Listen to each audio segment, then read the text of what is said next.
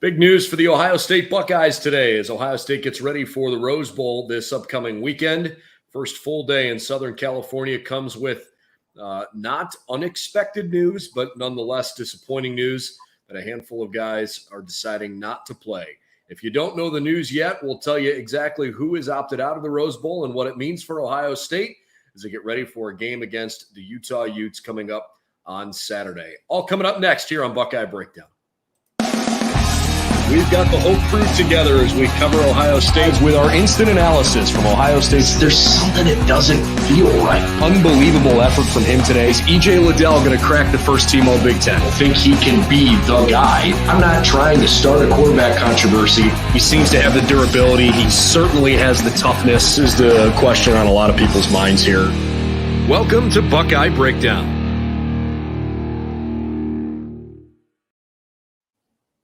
Well, hi, everybody, and welcome back to our live streaming coverage of the Ohio State football team on Buckeye Breakdown, part of BuckeyesNow on Sports Illustrated. I'm Brendan Gulick, along with Andrew Lind.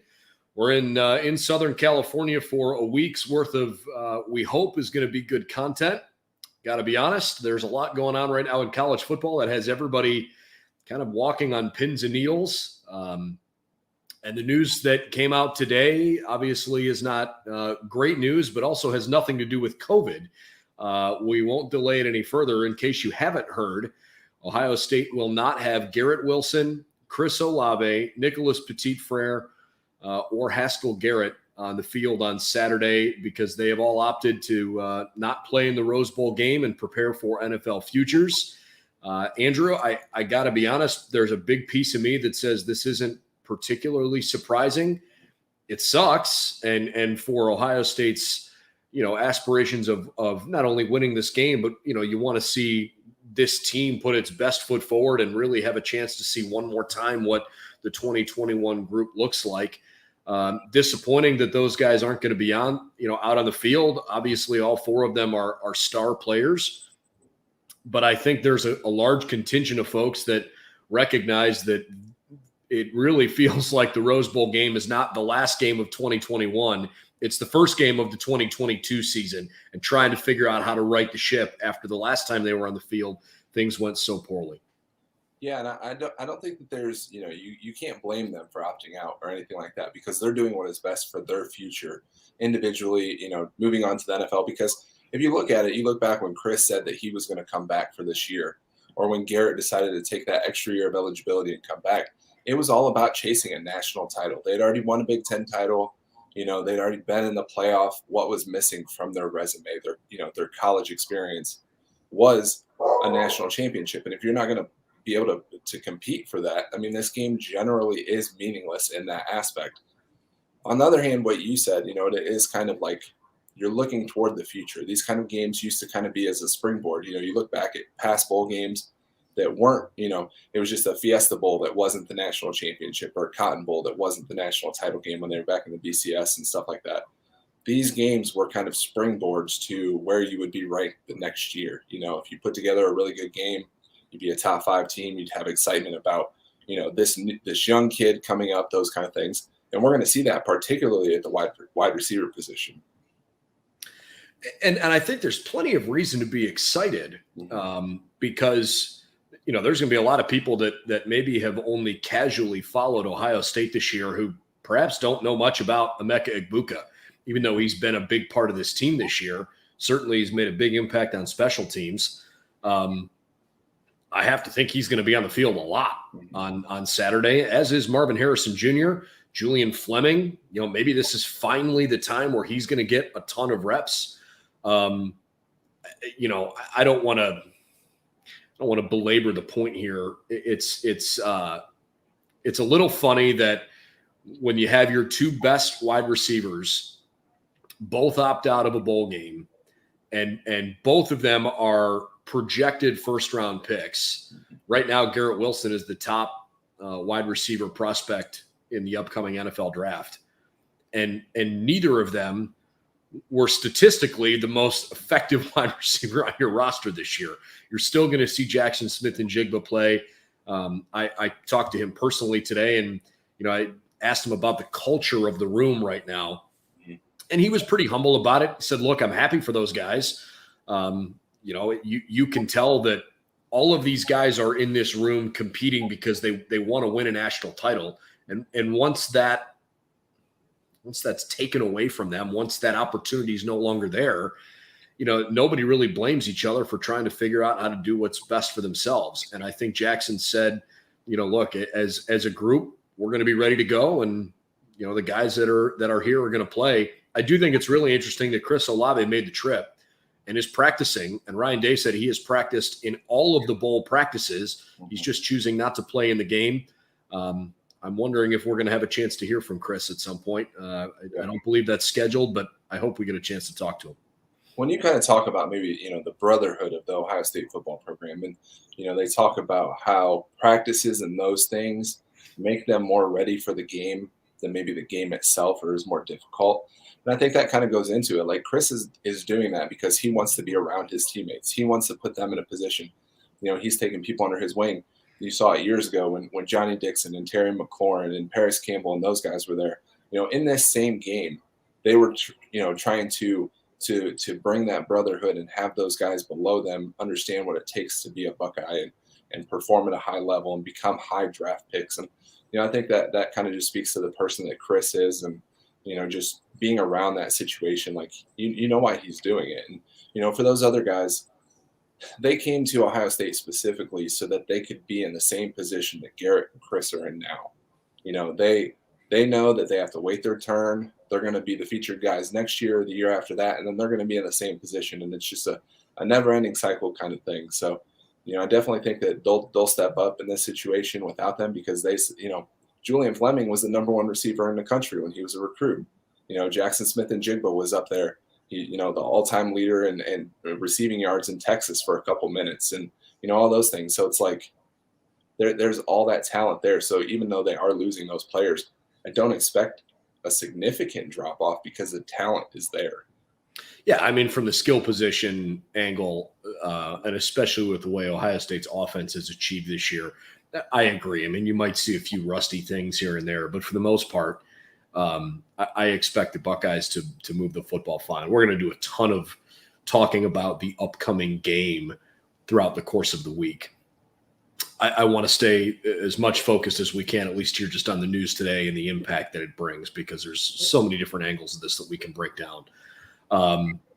Look, the reality is now in college athletics, this is not a surprise. It's not fun as a fan, I guess, because you're going to see this happen pretty regularly all across the country. I don't know if there's a better option unless guys start getting paid specifically to play in these games. Maybe it would be an interesting business proposition for a company to say, hey, Chris Olave, I'm just making this up. Okay, this is totally made up. I'm not saying that there's anything to this. I'm just trying to come up with a solution here. Maybe some company says, hey, Chris Olave, we'll pay you $50,000 to go play in this game. And, in turn, you got to do something on your social media account, or I don't know, somehow represent that company, name, image, and likeness stuff. Yeah. In whether it's a game or practice or promotional materials or whatever, then maybe players would consider sticking around. But for guys that are talking about, potentially millions of dollars at stake, it's just this. Even for a school that is as proud as Ohio State is, and for players that take as much pride in playing in this game, you mentioned the word brotherhood. We hear it all the time. You're going to see this happen. It's totally inevitable. Mm-hmm. Yeah, I mean, I'm not sure exactly how NIL would work with that kind of stuff, just because how each state has different laws and like those kind of things, and pay for play, and I'm sure there's, a fine line as to whether or not like Capital One could come out and say, because they're a sponsor of the Rose Bowl, and say, sure, hey, Chris, we're going to, give you this amount of money to play in this game because it benefits them, or the Rose Bowl specifically. Like, I do wonder if, they get bowl gifts and those kind of things, if like maybe to entice them, the bowl gifts get a little more luxurious, if you will, or, you only get them if you play in the game, those kind of things. But I think the only real way to get these games to be meaningful is for them to expand the playoff, and then that would make the players want to play in them. Like, you're not going to – the second-tier bowls, those aren't going to matter. Like, nobody's caring to play in the Quick Lane Bowl in Detroit, But if the Rose Bowl wants to stay relevant and an every year basis and have people play in every single game, that's what they're going to have to do. That's a really interesting thought. The presenting sponsor for the bowl game. I wonder if they get involved in that. That's a very interesting thought. We'll have to see if that, manifests itself at all moving forward. Let's talk about the impact, even beyond the wide receiver room, right? We've talked ad nauseum all year long about how good this receiving unit is, and the guys are going to be there. On the offensive line, Nick Petit-Frere is not going to play, so that means Ohio State needs to make a change on the offensive line. The reality is they've been playing 6 offensive linemen basically all year long anyways. Ryan Day told us that Thayer Munford has spent a lot of time at left tackle, which is very interesting because that on one hand seems appropriate. On the other hand, could this be a really good opportunity to, give some valuable tackle reps to Paris Johnson, because Thayer Munford's going to go pro. I mean, he hasn't officially said it yet, but, it was surprising that he came back this year anyways. Do we see some Paris Johnson on the outside? Does this give Donovan Jackson some valuable opportunities to play at guard? I would imagine Matt Jones is going to play a significant role. DeJuan Jones told us he's still 50-50 on whether or not he's coming back. We talked to him today. So you're certainly going to see some familiar names and faces on the offensive line, and most of them in familiar positions. But I was under the impression this afternoon that Thayer Munford is going to play some left tackle on Saturday. Yeah, I mean, I fully expect that because that's, before they decided to get the quote-unquote 5 best players on the field at one time along the offensive line.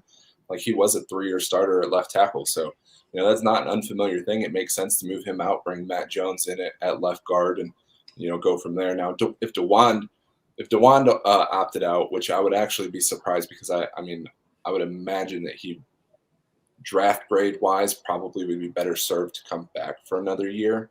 But I definitely think that, if he would opt out, then Paris Johnson would slide out because that they're planning for him to be maybe the future left tackle.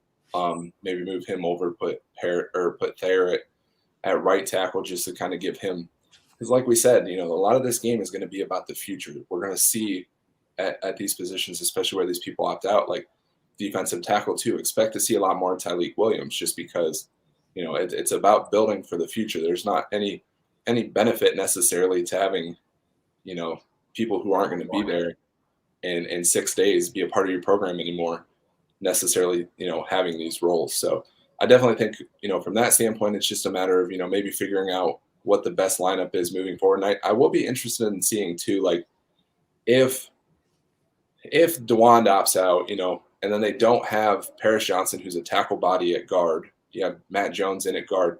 Is that the end of them playing tackles at guard? Because I think that they kind of recruited a little bit more of guard body types to play in the interior. And I think that, that might have caused some issues this year too. I think it definitely did. I mean, there were times where it felt like they had 4 offensive tackles on the field and a center. You could absolutely argue that it was problematic at times, and perhaps because of the talent gap that got covered up sometimes, both literally on the offensive line based on who you were playing against, but also Trevion Henderson was running people over.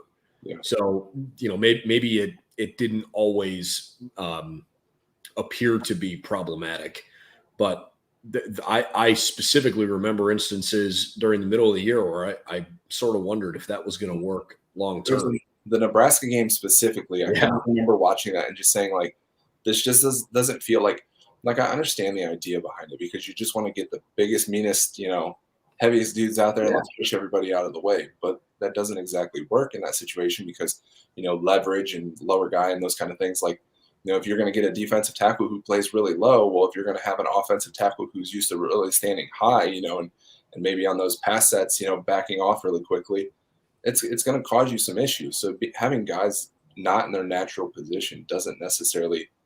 I get the idea. I don't think that it worked the way that they had hoped.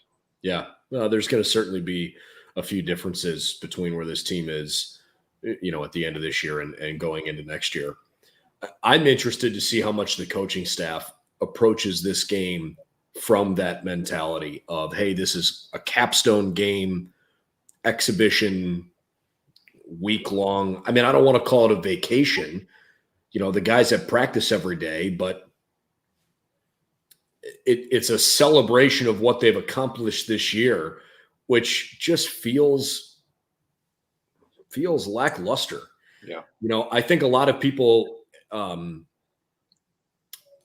far into the acceptance stage of November 27th happened.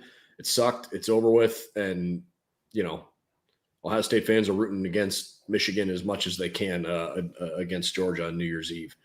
Mm-hmm. But this is just kind of where college football is right now. I mean, there's a few things that really stick out to me. Mark Pantoni on National Signing Day put out a tweet that said something to the effect of, hey, nothing says National Signing Day like spending the day looking in the transfer portal. Mm-hmm. And Mark Pantoni is the best in the country at his job, as voted on by his peers. Man, that sucks. Yeah. When you think about what it must be like right now to be Ryan Day or to be any other head football coach of a Power 5 program, and the stuff they have to deal with kids leaving left and right, with guys opting not to play in a game that is meaningful for your program, even if it's not meaningful from a national championship aspiration. Mm-hmm. College football's in a really weird time right now. And I think some people are adjusting better than others. Well, I think that's why, there's kind of this shift where it felt like there might have been a lot of coaches that moved on from college to the NFL, and just personnel and, like staff members throughout the program moving on to the NFL, because the college game is so different now. There's so much like roster management. It's always been a year-round thing, but now it's like, it's even more than that. You have to put in so much time and effort into just managing your own roster, keeping people on your roster so they're not leaving, while you're looking at other rosters and say, hey, if this kid leaves this school, would we be interested in him? Or, he enters the transfer portal. Is this a fit? How would it upset the room? Because Ryan Day talked about that, like I know there was the Elias Rick stuff. Whether or not it's true that Ohio State stopped recruiting him because it might have upset other people in the room or not, those are things that you legitimately have to look at, because, if he's not making your team better and, or if he comes in and, 4 people transfer out, like, does that make your team better? Because you sure have lost a lot of depth at that point. So, yeah, I mean, it's just, there's so much that's happened, like in terms of just roster management, the transfer portal, NIL, the early signing period, which is kind of a mess right now. They're talking about pushing it back to January, getting rid of it altogether. Well, January is not going to do anything because that's only a couple weeks. If you want to do it in August, something like that. But even then, like the way that people can transfer now, the kid could never even step on your campus after he signs and says, oh, I want to go play somewhere else. One-time transfer exception, he's gone. You wasted all your time signing him in the first place. So, it's just, I don't envy them. I will say no, that. I don't either. It sucks. Yeah. I mean, like, honestly, like, I don't know how Ryan, and again, he hasn't said this to me. I haven't asked him this question outright. Probably isn't even an appropriate question this week, but like you wonder sometimes, man, are you even having fun? Mm-hmm. Like, it has to be so unbelievably stressful to have that job. And I'm not saying that he or anybody else wouldn't be grateful for it. It's a dream gig, right? But like, it feels like as a coach, you just lost all of the control in the last few months that you had over trying to build a roster. And exactly what you said, Tommy Zagorski and I have talked about this several times. Man, you got to spend as much time recruiting the kids that are currently there as you do trying to convince kids in high school to come and sign with you. You have to believe so deeply and so powerfully in what you have done before that works, while recognizing that it's maybe not a perfect science, because I don't know if anybody has a perfect solution, to how this is all going. Yeah. But you'd rather be at the top than be trying to figure out how to get to the top right now, I would think. Yeah, I mean, I don't want to go too far off topic, but that's one reason that I've said that Urban Meyer will never coach in college football again. Because regardless of what happened with the Jaguars, all that stuff, like I just think that the game has changed so much, and there's so many things that are out of the coach's hands now that they're not in control of, that he wouldn't be able to manage the game like he was, when he was winning national titles and those kind of things. And to your point about like Ryan Day, if he's having fun or enjoying what he's doing, you could ask him, and if he would say no, it's not like the NFL has its own set of challenges too. It's not as if he would just leave college because everything's changing and he's just going to go to the NFL because he enjoys. Nobody enjoys salary caps. That's why when we play Madden, we turn it off. Like, it's kind of those things. Like, there's a new set of challenges with each level of football that you're at, or whatever. It even works for normal people and like us and any job we have. There's a new set of challenges wherever you're at, and you just kind of got to adapt. And Ryan Day's talked about that a lot too. Like, you just adapt, you try to do the best you can, and you figure it out at the end of the day. And I think, to be honest, that's what they're doing. Yeah, and look, Ohio State's got the talent that they're going to continue to win a lot of games. The piece of humble pie that they were handed about a month ago now is going to stick with them for a while. In fact, it was a month ago today. We were up in Ann Arbor, and all of this came, crashing down on its head. It was certainly a pretty tough day. But as we move forward with the Rose Bowl, I still think this has a chance to be a really good game. Mm-hmm. I got to be honest, I'm a little worried about it. I don't think this is going to be a, stamp it, Ohio State's going to win and turn the game off by halftime kind of thing. I don't feel that way at all. I'm especially worried because of the kind of play that Utah puts out there. Man, they run a lot of 3 tight end looks. And what we just saw happen in the last game with Ohio State's defense and their inability to stop the run, it feels like Utah is, made for that kind of play against Ohio State again. We'll break that down as the week goes along. But the reality is Ohio State's best interior defensive lineman is not playing in Haskell Garrett. So it's Tyleik Williams. And certainly Antoine Jackson. Would expect a lot of work from them. And I hope that Ohio State's defensive ends have a chance to have big productive days. But, the big news today that those 4 guys are not playing is certainly dominating all of the Ohio State chatter, and we wanted to have a chance to weigh in on it before we wrap up. Any final thoughts on it? Yeah, I mean, I think that it kind of puts fans in a difficult spot, just the ability for players top down. Like I said, there's absolutely nothing wrong with it, because if I was in that position and you're throwing millions of dollars in front of my face and saying you're going to be a first-round pick and all you have to do is just stay healthy, like, that's not even a question for me. I don't imagine that many people would turn down that opportunity. And, those people who do stay and play that one final game, maybe they don't feel as pressed to be in that situation and those kind of things. But the thing that really sticks with me is just the way that some fans react to it. And I know it's just it's a loud minority. It's not representative of how everybody feels or anything like that. But like, I tweeted it out today, and there was people in it that said, "Oh, there's no loyalty, this and that." Well, one, they don't owe you anything. Like, they don't owe fans a thing. So, for them to say that, like, that's wrong, because what did Garrett Wilson do for 3 full years aside from this one game? Brought you all kinds of memorable catches, helped your team reach 2 college football playoffs, win 2 Big Ten titles, go to a Rose Bowl. Like, he might not be playing, but your team is there because of him. So, like, thank him for that. Don't criticize him. Don't knock him for making a decision that he feels is best for himself.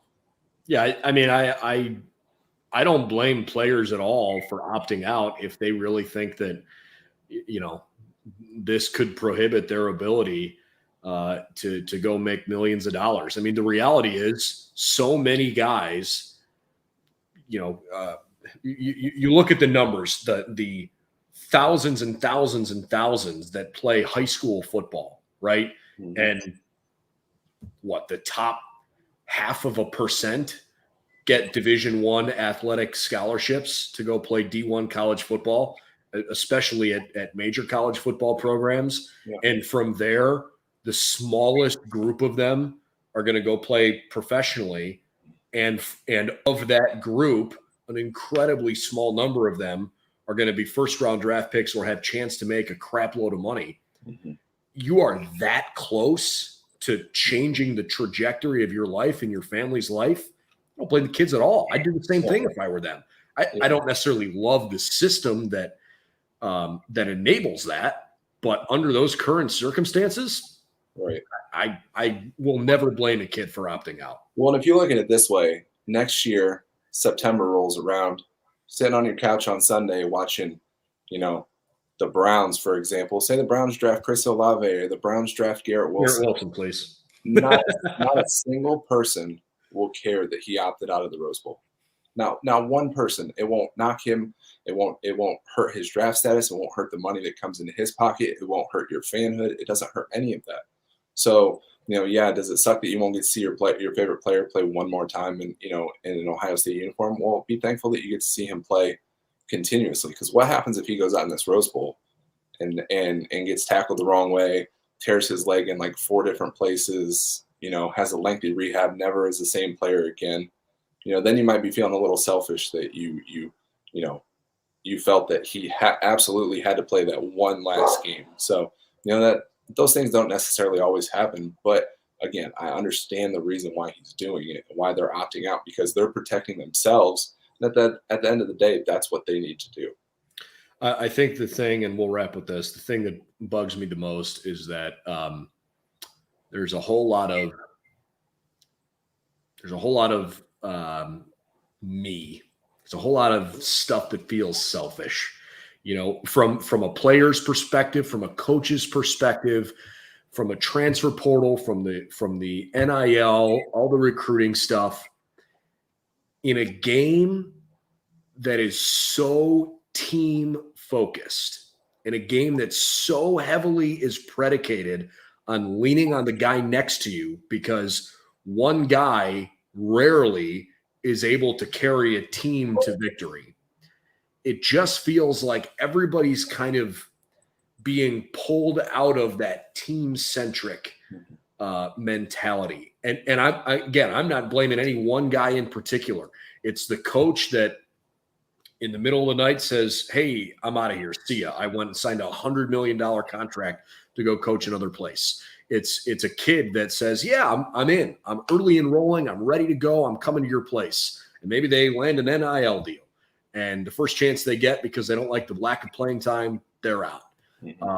It's the, flipping from one school to the next. And publicly it's because the kid says, oh, hey, I just think I've got a better future there. When behind the scenes, it's, well, no, I got a better NIL deal, or I was promised something that I wanted that I couldn't get elsewhere. There's just a lot of stuff right now in college football that feels really self-centered.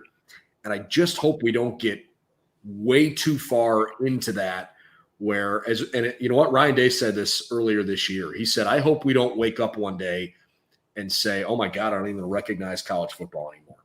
And there's a part of me that feels like, man, maybe we're closer to that day than we realized we would be at this point.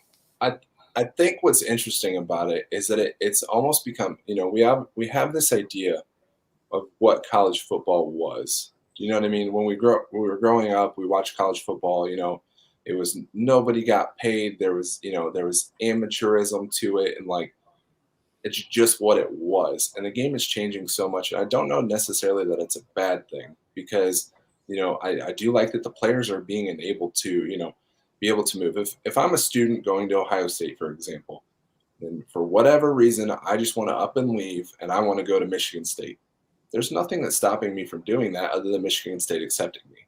Sure. I think that to an extent, it kind of feels like college football should be, like, players should be allowed to do that.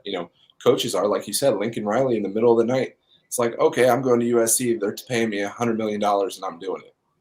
Is that fair to all of the players who previously could not. They were restricted from transferring. It's not like Lincoln Riley had to sit out for a year, because there was a transfer thing that prevented him from playing, or he had to go in redshirt for a year and then wait. Like, they're allowed to do that all the time. So why can't players do that? And I get what you're saying, because it doesn't feel like the college game that we knew.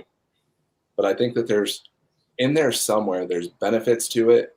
I think it's just a matter of all of this stuff has happened at one time, and it makes that's what the issue is it's like, here comes a transfer portal, here comes NIL, here comes, one-time transfer exception, all that kind of stuff. Like, all of that happened all at one time, and it's just so hard to wrap our minds around, where it almost feels like we're watching like the NFL, if you will, people just being able to leave after the end of the year, free agency, those kind of things. So yeah, I mean, I get your point, but I do think that at the same time, there are benefits to it too. I totally agree. And again, it's a topic for another podcast. I just hope we can find a different way to govern it. And maybe it's time for me to brainstorm, and rather than just say, I don't like it, come up with a better solution and a productive one. But again, we'll talk about that during the off season. In the meantime, today was day one, I guess, full day of Ohio State Rose Bowl week. The team got in about 6:00 last night, checked into their hotel, and some of the guys didn't come in on the charter. They were home for the Christmas holiday, and they just traveled in separately on their own. But they had their first Rose Bowl practice this morning. The team is practicing down at Dignity Health Sports Park, which is down in Carson. If you're not familiar, that's where the Chargers played before and the Rams, right? Before SoFi Stadium was completed. So I'm sorry, what'd you say? It was just the Chargers, because the Rams. The Chargers. They played at the Coliseum. The Coliseum, right. I'm not a big LA sports guy. I know you used to be out this way. Anyways, so the team is practicing down in Carson, which is a suburb here in Los Angeles. They've got practice the next couple of days, and it sounds like we're going to be able to at least take in part of that. So if you're interested in some photos or from videos from our media availabilities and what we're able to see the team, Buckeyes Now on SI is our Twitter handle, Instagram, and Facebook as well. We'll certainly post some of that content there. Please follow us, subscribe to our YouTube channel. We'll talk to you each and every day this week leading up to the game and trying to give you the best Rose Bowl coverage that we can. Certainly looking forward to a game in Pasadena. I know it doesn't have the same feel as a college football playoff game, but in my opinion, man, if you're not going to be in the playoff, it's not even close. This is the game you want to play in. It's a really special place, and the fact that Ohio State does have a chance to play in the Rose Bowl, at least for me, it's meaningful. I hope you find that it's meaningful as well. Certainly would rather be in the playoff, but man, if you can't be, this is the spot to be. And so is Buckeyes Now on SI. Thanks for joining us on the Buckeye Breakdown podcast. That's Andrew Lind. I'm Brendan Gulick. We'll see you along the way this week. Hope to have some good news for you tomorrow here on Buckeye Breakdown. We've got the whole crew together as we cover Ohio State with our instant analysis from Ohio State. There's something that doesn't feel right. Unbelievable effort from him today. Is E.J. Liddell going to crack the first team All Big Ten? I think he can be the guy. I'm not trying to start a quarterback controversy. He seems to have the durability. He certainly has the toughness. This is the question on a lot of people's minds here. Welcome to Buckeye Breakdown.